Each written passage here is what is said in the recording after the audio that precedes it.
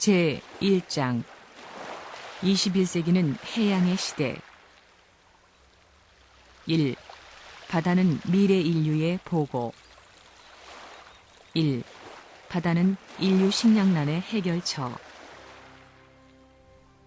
앞으로 우리가 세계적인 기반을 닦아나가야 됩니다. 내가 생각하는 것은 지구의 73%가 바다라는 것입니다. 3분의 2가 바다입니다.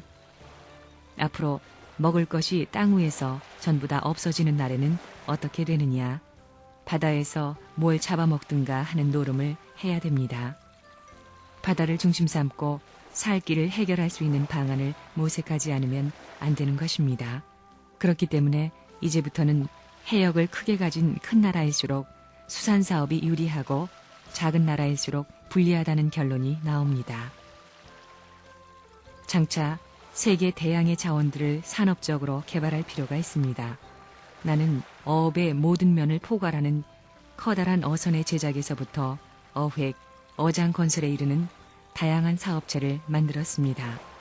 미래의 바다는 세계의 수많은 민족들에게 식량을 공급할 것입니다.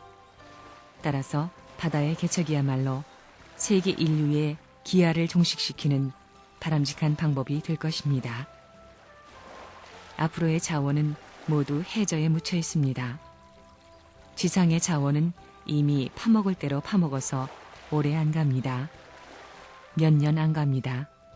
그렇기 때문에 해저에 묻혀 있는 자원, 이것을 발굴하는 것이 문제입니다. 앞으로 툰드라 평원에 관심을 가지고 연구해 나가야 할 것입니다. 내가 지금 관심을 가지는 것은 그런 미래의 세계입니다. 앞으로 50년도 안 갑니다. 몇십 년 후에 그 현실이 눈앞에 닥쳐올 것을 대비해야 되는 것입니다. 그래서 알래스카를 중요하게 여기는 것입니다. 미국 사람들은 바다에 얼마나 먹을 것이 많은지 모릅니다. 신선한 것, 펄펄 뛰는 것이 얼마나 많은지 모르고 있습니다. 사람들은 소고기 먹는 것을 좋아하는데 죽지 않겠다고 하는 소를 잡아다가 피가 결집돼서 엉킨 고기를 먹으니 그 고기 속에는 악성 요소가 전부 박혀 있다는 것입니다. 육지의 원자재는 한계가 있지만 바다의 원자재는 무한합니다. 한 마리의 고기가 몇백만 개의 알을 깝니다. 그러니 바다의 원자재는 무한하다는 것입니다. 이것을 인공적으로 부화하게 될 때는 100% 부화할 수 있습니다. 밑감이라든가 사료 같은 것을 제대로 조절만 하면 무한한 원자재를 보급할 수 있는 것입니다. 그런 곳은 바다밖에 없기 때문에 통일교의 문 선생은 해상 문제에 대해서 생각하고 있는 것입니다. 1년에 2천만 명이 굶어 죽습니다. 하루에 6만 명입니다. 이걸 미국 대통령이 책임질 겁니까? 소련의 고르바초프가 책임질 겁니까? 누가 책임질 겁니까? 세계 누가 책임져요?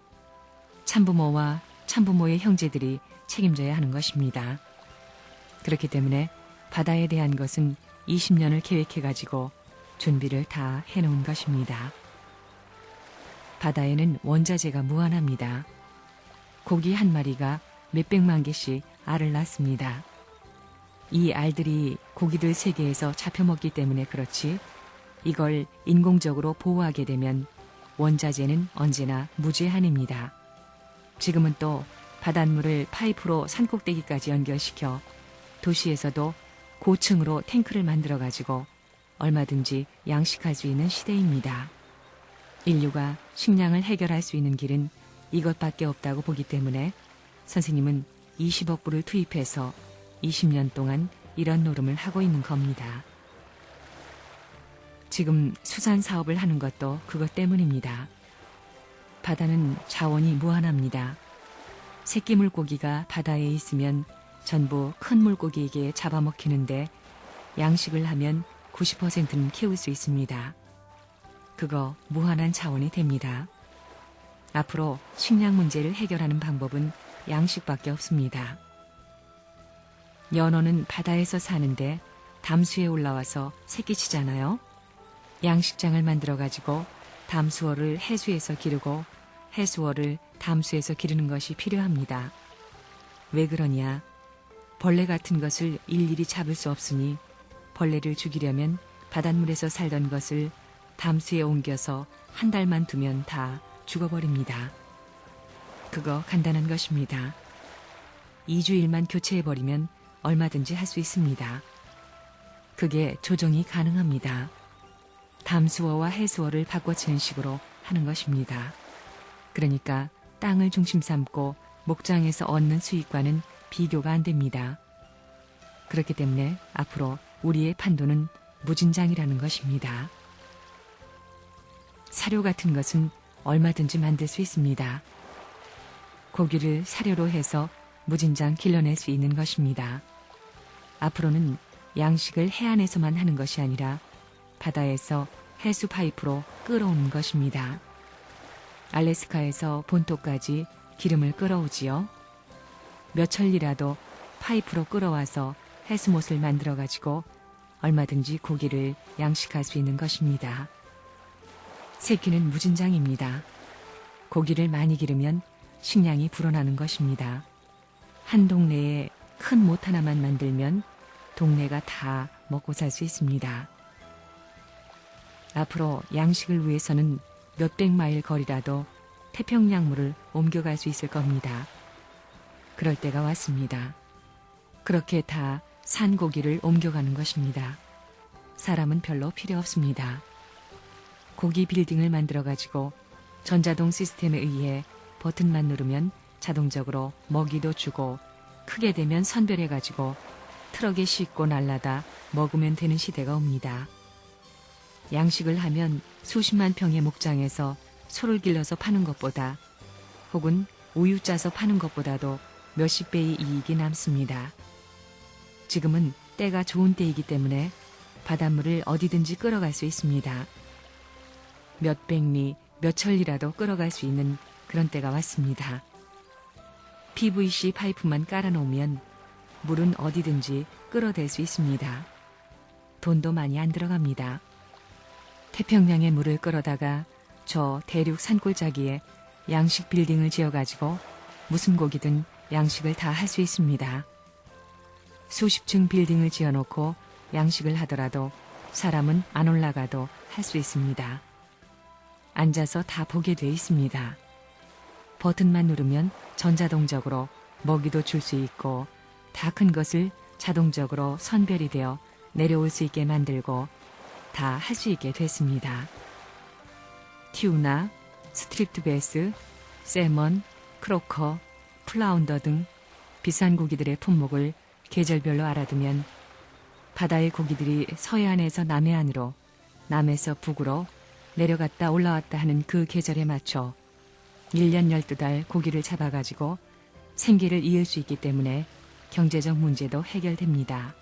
이번에 광어와 민어 54마리를 잡았는데 선생님이 절반을 잡고 나머지는 10여 명의 사람들이 잡았습니다. 이걸 어떻게 하는지 그 비결을 가르쳐 주는 것입니다. 앞으로 수산사업이 흥하느냐 망하느냐 하는 운명을 좌우하는 세계의 경제 기반이 여기에 있다고 보는데 놀면서 장난으로 혹은 무슨 취미로 하겠느냐 말입니다. 내가 그걸 가르쳐 줬더니 전부가 재미있어 합니다. 선생님 말이 맞다고 하는 것입니다. 그럴 수밖에 없습니다. 육지에 사는 생물들과 바다에 사는 생물들을 비교해보면 양이 어떤 게 많겠어요? 지구성에는 사람이 한 40억이 살지만 바다에는 수백억이 살 것입니다. 또 바다는 어떤 것이냐? 동양에 있는 태평양의 물이 대서양으로 가고 대서양의 물이 저 북해로 5대양이 서로 연결되어 있습니다. 그렇게 볼 때 우리가 사는 이 땅도 연결되어 있는 것입니다. 땅은 평면적으로 연결되어 있지만 바다는 원형적으로 연결되어 있습니다. 태평양 물이 대서양으로도 가고 지중해로도 가고 어디든지 갑니다. 이렇게 생동하면서 하나의 움직임으로 전체가 연결되어 있다는 결론이 나오는 것입니다. 내가 미국에서 세계적인 수산 사업을 하고 있는데 어선을 만드는 공장으로선 우리 공장이 미국에서 제일 유명합니다. 금후 육지 자원이 필요한 때는 지나갑니다. 수중 자원을 누가 세계적으로 관리하느냐, 그런 기술을 누가 갖느냐에 따라 세계를 지배할 수 있는 새로운 시대가 옵니다. 바다는 무한한 원료의 근본지입니다. 앞으로 바다 고기를 잡아먹는 시대는 지나갑니다. 바다 농사, 바다 양식을 해야 됩니다. 문 총재는 70이 넘었지만 알래스카에 가서 킹세먼에 대해 연구했습니다. 킹세먼은 연어과인데 5종류가 있습니다. 고기 중에서 최고의 고기입니다. 그런데 이것이 알만 낳게 되면 죽습니다. 하나님이 물론 후손을 위해서 그렇게 했겠지만 이제는 인공적으로 그 새끼들을 먹여 죽지 않게 할 수 있는 때가 되었습니다. 이 킹세먼이 연어들이 죽지 않고 매년 바다에 갔다가 돌아와서 알을 까게 되면 연어들은 인류를 먹일 수 있는 식량 중의 식량이 될 것입니다. 이렇게 편리한 식량이 없습니다. 튜나 회는 아무것도 아닙니다. 킹세먼이 그렇게 맛있습니다. 선생님은 연어에 착안해가지고 앞으로 인류의 식량 문제에 대처하려고 합니다. 튜나를 대량으로 길러서 바다에 보내는 날에는 튜나는 빠르기 때문에 2달만 길러가지고 놓아놓으면 절대 잡혀 먹히지 않습니다. 튜나는 보통 평균 속도가 35마일이고 빨리 갈 땐 120마일로 달립니다. 바다에서 제일 빠른 고기입니다. 이게 얼마나 멋지냐 하면 등지러미는 달릴 때는 쏙 들어갑니다. 옆지느러미는 싹 하면 다른 고기가 딱 걸려듭니다. 하나의 어뢰같이 되어 있습니다. 폭탄같이 되어 있습니다. 튜나는 5대양을 무대로 사는 고기입니다. 이것을 무진장 산란시켜가지고 바다에 보내는 날에는 인류의 식량 문제가 해결되고 공해 문제가 해결된다고 생각합니다. 그래서 내가 이걸 개발하고 있는 것입니다. 지구의 3분의 1이 육지고 3분의 2가 바다라고 하는 건 알지요?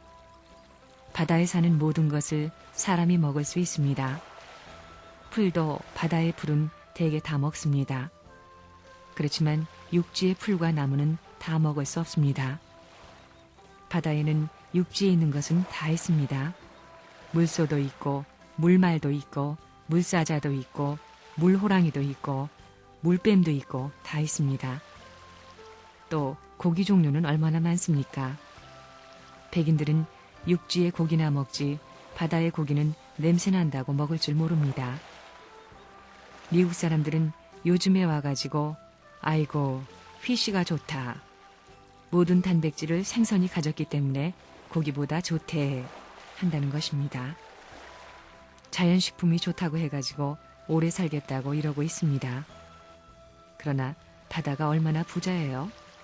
얼마나 돈이 많아요? 여자들은 튜나 한 마리만 잡으면 1년은 살고도 남을 것입니다.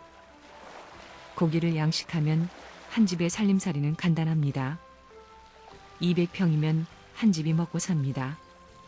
고기를 많이 기르면 식량입니다. 또 고기에 얼마나 영양이 많아요. 단백질이 우수하다는 것입니다. 그래서 전체의 식량 문제를 해결할 수 있는 것입니다. 바다에서 펄펄 뛰던 고기가 우리 공장에 들어오면 10분 이내에 파우더가 됩니다. 고기는 10분이 지나면 온도 차이에 의해서 썩습니다. 박테리아에 의해서 썩어갑니다. 그러니까 단시간 내에 처리할 수 있는 그것이 기술입니다. 이것은 고성능 단백질입니다. 86%에서 94%가 단백질입니다. 완전히 고성능 단백질입니다. 그리고 퍼센트를 가감해서 사료 같은 것을 얼마든지 만들 수 있습니다. 그래서 고기를 사료로 무진장 길러낼 수 있는 것입니다. 바다는 원료 시장 가운데서 3분의 2를 차지하는 세계의 보고입니다. 틀림없지요? 바닷속에 다이아몬드 광산이 있어요, 없어요? 육지의 2배 이상이 있습니다. 하나님의 뜻 가운데서 내가 하나님의 복귀 섭리를 하기 때문에 2배 이상이 있을 것이라고 봅니다. 그 다음에 바다에는 해초가 있고 고기가 있습니다. 이게 전부 다 식량이 되는 것입니다. 해초가 있는 면적이 육지 면적의 2배 정도 됩니다. 거기에 또 무수한 고기가 있습니다. 이런 생각을 하는 사람이 거기에 관심을 안 가지겠어요? 땅보다도 더 관심이 많을 것입니다. 고기를 잡아서 팔아야 할 것이고 원료를 전부 다 운반해야 되겠고, 그러니 교통로, 육, 개, 공의 운반로를 내가 장악할 것입니다. 금후에 육지 자원이 필요한 때는 지나갑니다. 이제는 수중 자원을 누가 세계적으로 관리하느냐, 그런 기술을 누가 갖느냐, 이 해양 세계를 누가 지배하느냐에 따라서 세계를 지배할 수 있는 새로운 시대가 옵니다. 무한한 원료의 근본지가 바다입니다. 그렇기 때문에 앞으로는 바다 고기를 잡아먹는 시대는 지나갑니다. 전부 바다 농사, 바다 목장, 바다 양식을 해야 됩니다.